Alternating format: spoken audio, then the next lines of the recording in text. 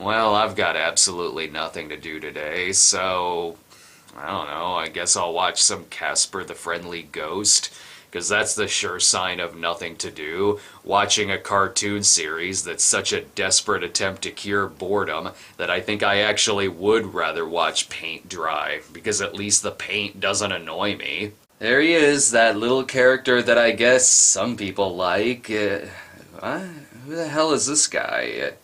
What the fuck is going on here? Space? Why are Lenny and Squiggy driving a spaceship? Is that a space pirate? Are they robbing money from the side of a water tower? Who are these two foxy mamas? So they're space cops? Busting criminals? And putting them into the back of trunks?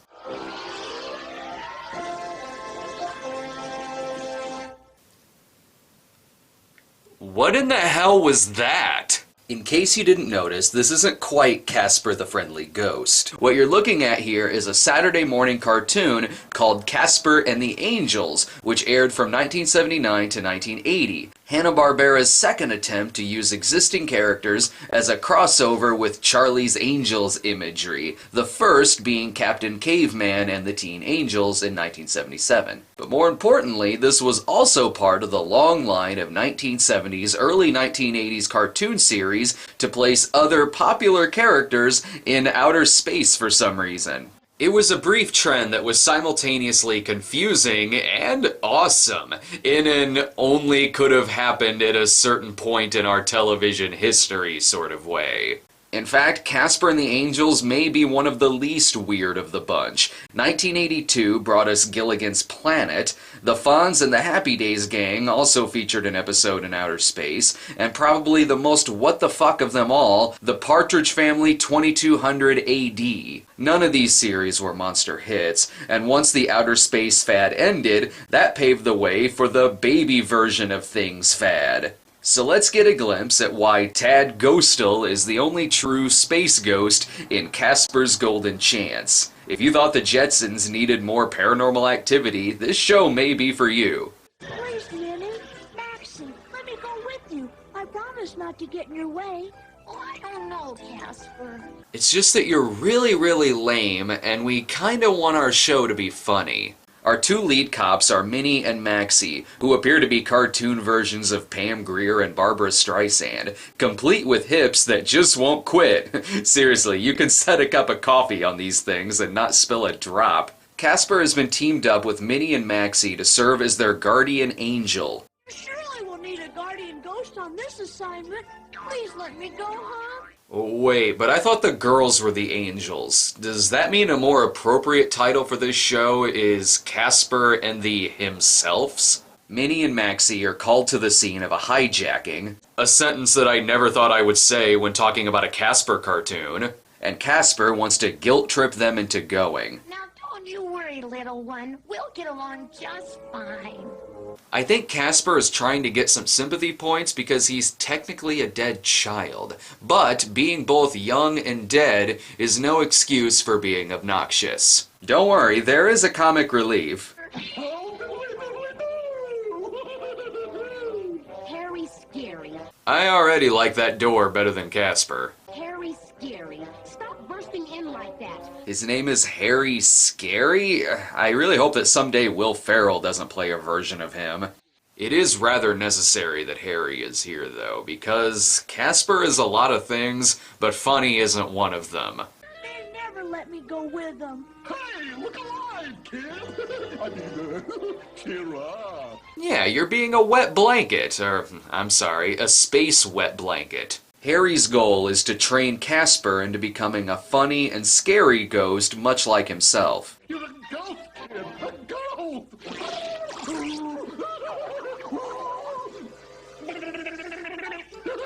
Am I getting through to you, kid? And as a ghost, you need to be dropping mass amounts of LSD like apparently Harry is doing. Question is, why was Casper, of all people, sent to be a guardian angel to two space cops? I hear you, Harry, but I was assigned here as guardian ghost by headquarters. Ghost headquarters, kid. Ghost headquarters. Ghost headquarters. It's not often that you see something that may have inspired both Monsters, Inc. and Cagney and Lacey. But Casper has a reason for being so lame. I have my orders and I like being a guardian ghost. I don't like to scare people. To be fair to Casper, he couldn't scare anyone if he tried, nor could he make them laugh. Seriously, there's a reason the Turkish version is much better than the real version. I guess everyone in this universe knows that ghosts exist. And now to get my...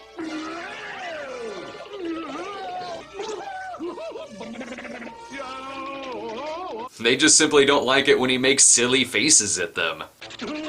How about that, kid? Now that's fun! Well, good one, Harry. You've gotten rid of the entire space police force. Attention, attention, attention, attention all space officers. A shipment of gold is being space shipped through Sector Z. Huh, well that sounds future spacey. Let's get right on that. Casper goes right through the door, which I guess leads to the wall of the building. Golly Jupiter! I've never tabled with space hijackers before, Maxie. Space hijackers. I love any and all sci-fi that makes things sound more futuristic by simply adding the word space to it. Even a word like hijackers, because it shouldn't matter if they're in space or not. If you're a hijacker, that's a really bad thing. Minnie and Maxie are on their way to the space hijackers but get held up by Slapstick.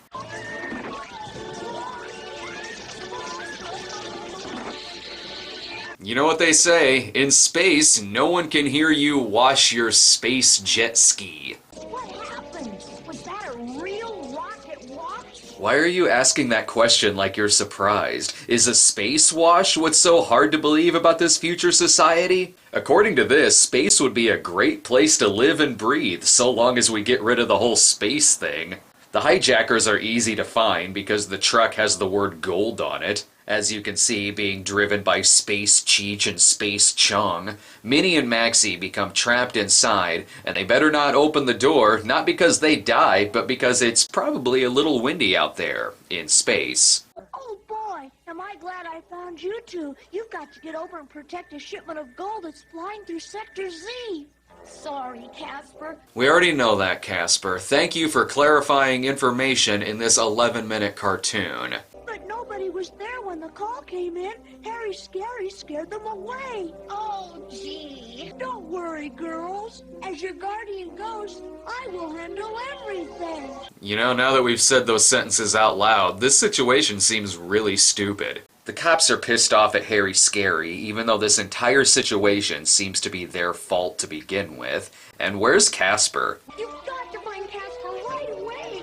He went looking for the hijackers. Well, this may be the first time I'm actually rooting for hijackers. Only Casper could get himself tied up when he's already proven that he could go through things. But they tied me up, Harry. Ridiculous. For one thing, kid, you can't tie a ghost up. Thanks, Harry. The more that Harry Scary talks, the more I think he really should have been the star of this show, and that Casper was only put here for name recognition. But I'm a guardian ghost. I'm not good at your ghost-type tricks. Casper, you seem to be using that as an excuse to be a giant pussy. Oh, I'm sorry, space pussy. Plus, he had no problem flying through things earlier. Casper tries to scare the hijackers, but they seem to think he's as lame as the audience does, so Harry does his job for him, once again making Casper completely and utterly useless. As it turns out, the hijackers accidentally hijacked a truck of Gold's bubblegum, and hey Casper, gold or not, that's still stolen property you're dealing with, asshole. The gum is used to, I guess, suffocate the hijackers to death, and to give Harry the last few lines of dialogue. If you ask me, these guys bit off more than they could chew. Huh, should I put in that stock footage of Jake reacting to this? Watch out, Harry! Always a blowhard, eh, Harry? Not sure yet. Well, I guess that about covers everything. You said it, Harry. Okay, why not?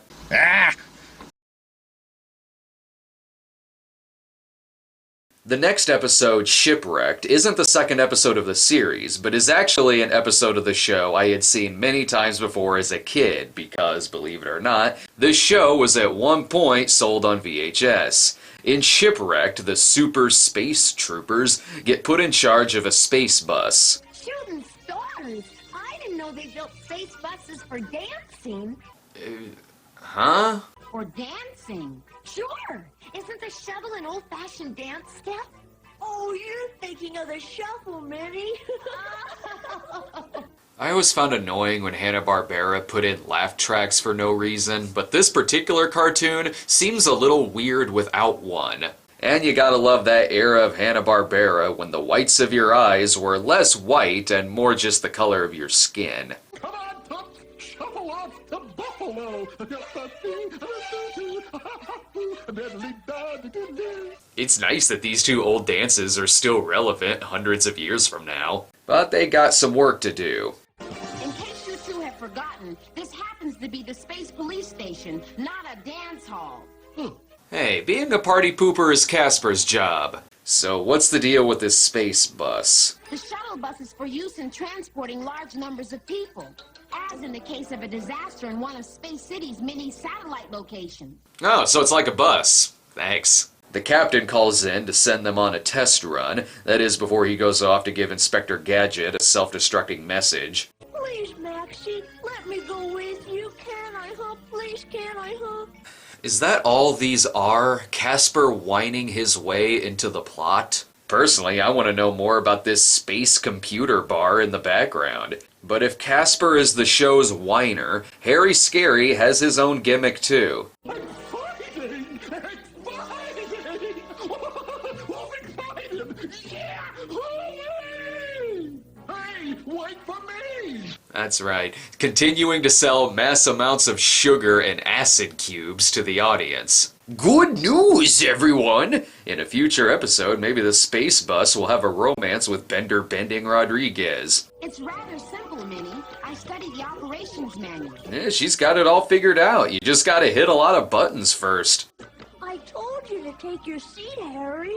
I sympathize with Harry here because that's exactly what I look like when I fly, only I'm significantly drunker. As you can see, she's guiding the ship, I guess. There. She's on a course for Space City and headquarters. Okay, I get adding the word space to things, but when it comes to a location, why not name the city first? Because I'm positive this isn't the only city in this universe. Why not something like Space New York or Spacelantis? Maxie sets the ship on autopilot to go kill some time with Casper and Harry. How about this, Kiddly-Dill? This is the only way to fly, eh?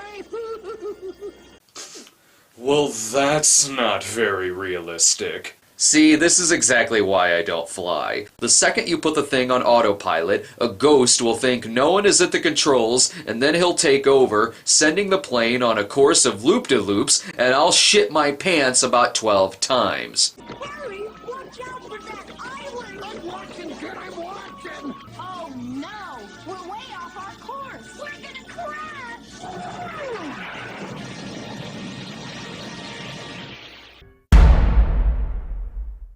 And to think this was a perfect opportunity for a Gilligan's Planet crossover. Harry Scary, I might have known that you'd be the cause of this. It's called communication. You probably should have told him you were putting the ship on autopilot. We're really in a spot this time, thanks to our bungling friend Harry Scary. I know when to get lost. Yeah, after he's gotten us lost. I think that someone bet Maxie that she couldn't be a more unlikable character than Casper. Harry goes off to be alone, leaving them to pray to the gods that they're not on the planet from predators. Boy, it's going to take a lot of digging to get the ship out of that sand. Yeah, I hope Casper can find Harry. We'll need all the help we can get. Well, then maybe you shouldn't have been a jerk and sent him away. Now look what's happened. You've attracted a group of, Goomba cavemen? Oh, jumping Jupiter! Someone's found themselves a new catchphrase. Meanwhile, Harry has his own problem. Space King Kong. Try this on for size, tall, dark, and ugly.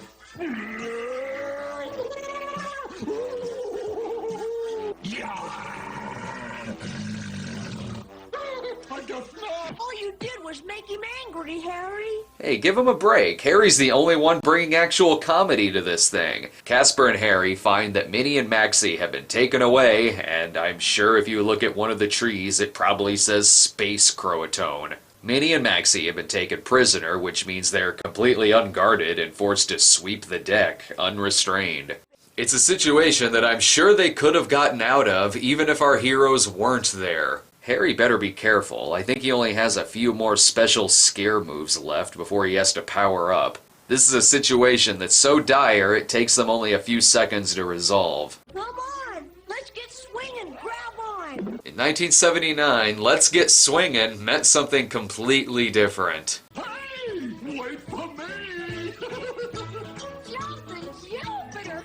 Go for that jumpin' Jupiter a second time. I'm sure it'll catch on this show. Space Kong is surrounding their ship, and with that tail, he kinda looks like the result of King Kong fucking Godzilla.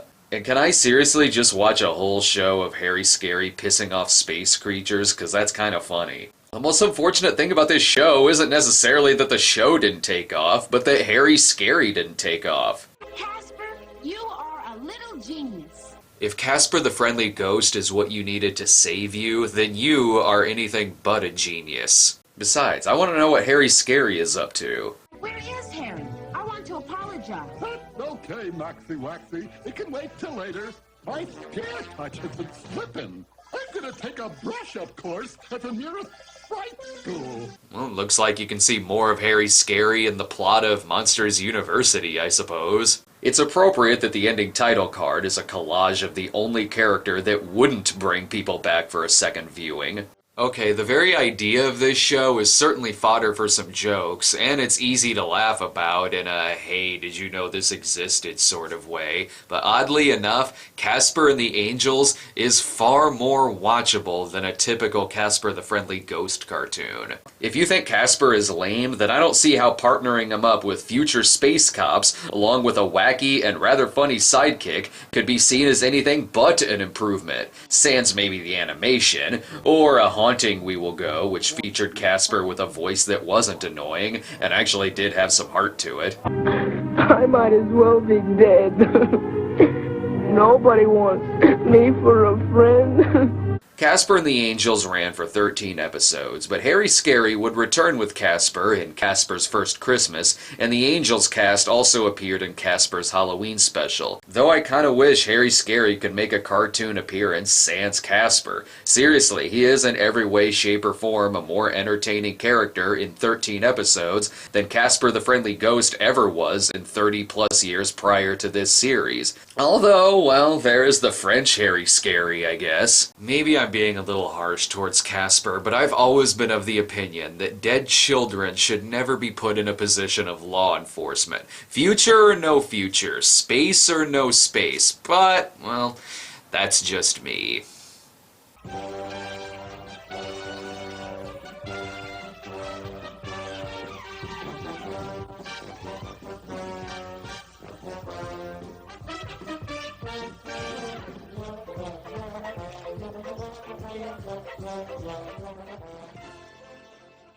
Riggedy wiggedy rock, dum dum dum, riggedy wiggedy rock.